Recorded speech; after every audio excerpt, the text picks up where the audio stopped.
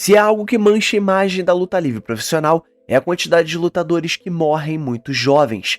Embora a situação pareça estar melhorando, houve um tempo em que o uso desenfreado de drogas, tanto recreativas quanto analgésicos, e festas constantes durante as turnês cobraram um preço altíssimo nos corpos e mentes dos lutadores. Enquanto muitos nomes como Ed Guerreiro e Rick Rude faleceram prematuramente, existem histórias ainda mais trágicas de lutadores que morreram antes de completar 35 anos de idade. Então, gente, nesse vídeo aqui a gente vai relembrar alguns dos maiores nomes da luta livre profissional dentro e fora da WWE que tiveram suas vidas interrompidas cedo demais. Mas antes da gente partir para o nosso vídeo, não esquece de curtir esse vídeo, se inscrever no canal, ativar o sininho e comentar aí embaixo tudo isso que eu vou passar para vocês, beleza?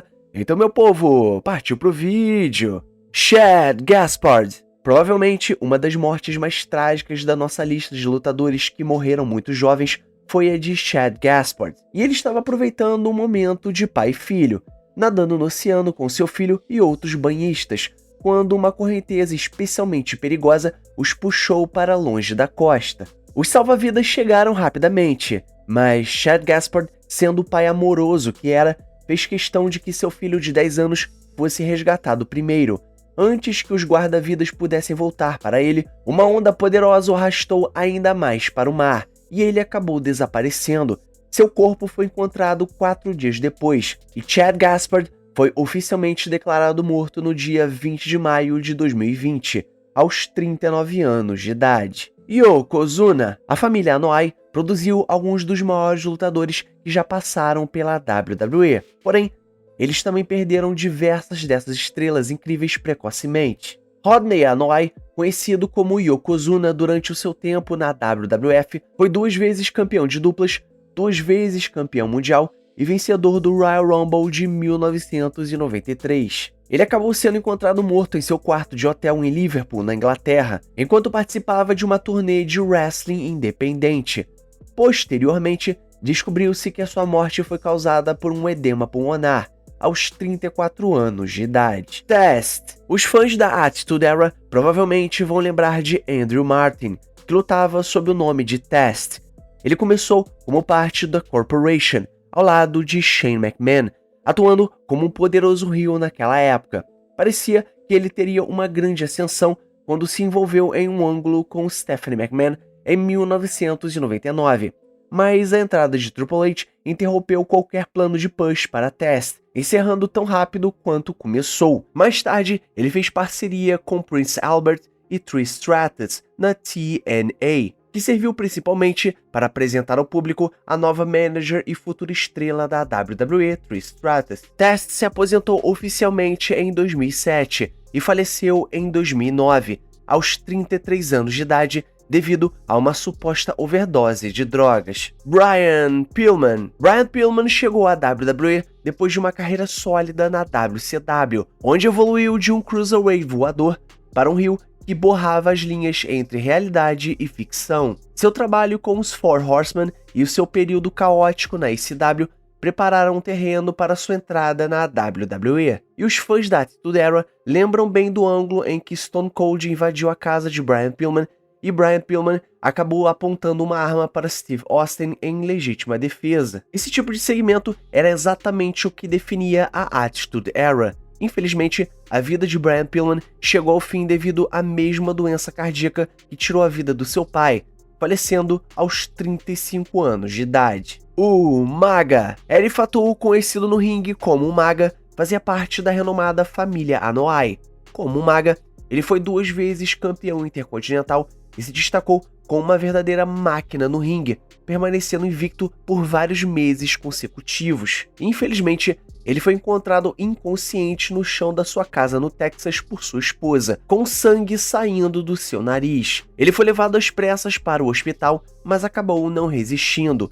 O exame médico apontou a presença de algumas drogas no seu sangue, além de doenças cardíacas e hepáticas, e concluiu que a causa da morte foi um ataque cardíaco fatal, possivelmente desencadeado pela combinação das drogas com as suas condições de saúde pré-existentes. Ele faleceu com apenas 36 anos de idade. Jay Briscoe. Jamin Pug, mais conhecido como Jay Briscoe, foi um dos maiores nomes da história da Ring of Honor e também marcou presença no cenário da luta livre independente e também na AEW. Ao lado do seu irmão Mark Briscoe, formou uma das duplas mais lendárias da luta livre profissional, conquistando múltiplos campeonatos e sendo reverenciados como verdadeiros ícones do estilo tag team.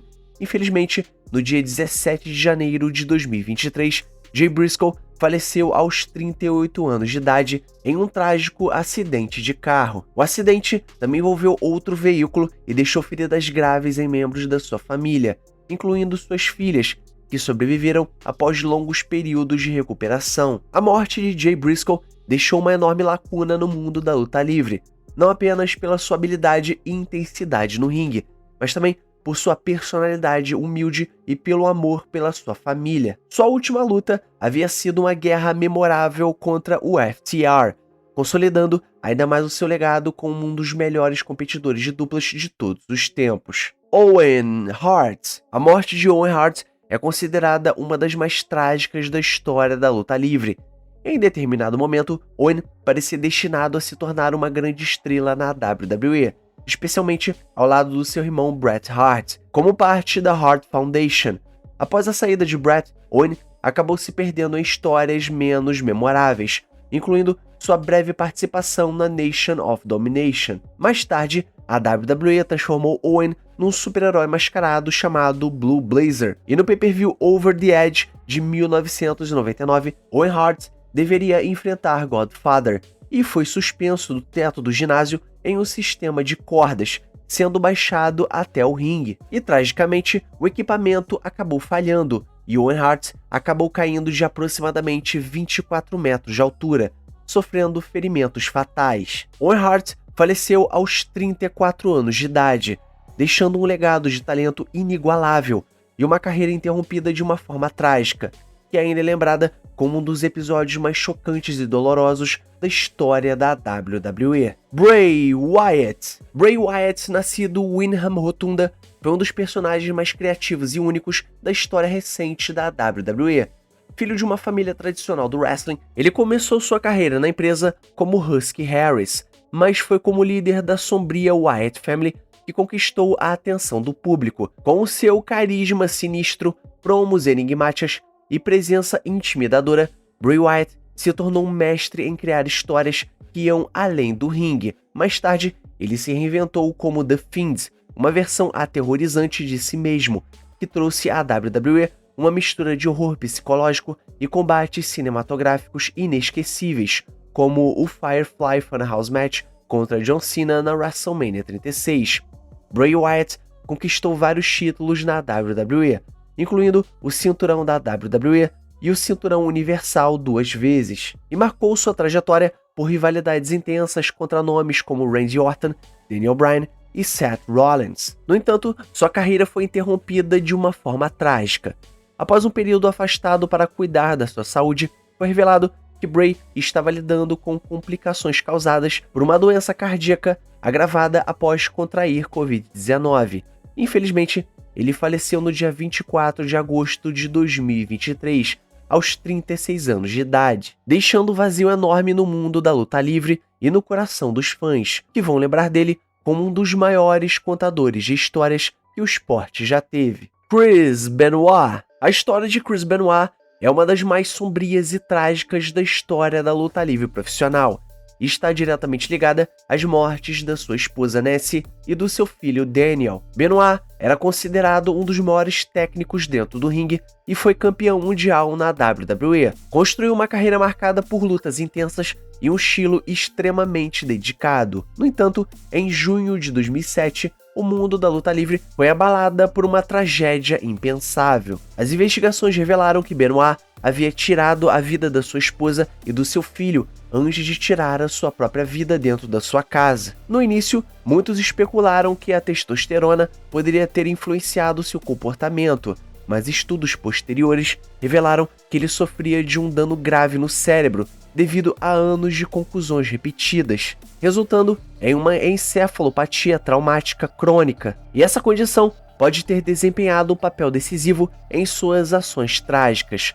O caso Benoit deixou o mundo da luta livre em choque e forçou a WWE e toda a indústria da luta livre a encarar de frente questões como saúde física, lesões na cabeça e bem-estar mental dos lutadores, marcando para sempre a história do esporte. Eddie Guerrero. Eddie Guerrero foi sem dúvidas um dos maiores lutadores de sua época, conhecido por extrair o melhor de cada combate e encantar o público com seu carisma e habilidade no ringue. Após ser dispensado da WWF em 2001, Eddie Guerrero retornou um ano depois e em 2004 conquistou o cinturão da WWE, marcando um dos pontos altos da sua carreira. Infelizmente, em 2005, Eddie Guerrero foi encontrado inconsciente em seu quarto de hotel, ainda segurando sua escova de dentes, e morreu momentos depois devido à insuficiência cardíaca causada por uma doença cardiovascular aterosclerótica. Sua morte precoce chocou o mundo da luta livre e os fãs ao redor do globo. Eddie Guerrero tinha apenas 38 anos de idade quando faleceu e foi sepultado no cemitério de Greenwood Memorial, no Arizona, deixando um legado inesquecível dentro e fora dos ringues. Então é isso, galera, chegamos no final do nosso vídeo. Então não esquece de curtir esse vídeo, se inscrever no canal, ativar o sininho e comentar aí embaixo tudo isso que eu passei pra vocês, beleza? E o mais importante, é claro, somos Pro Wrestling. Valeu e fui!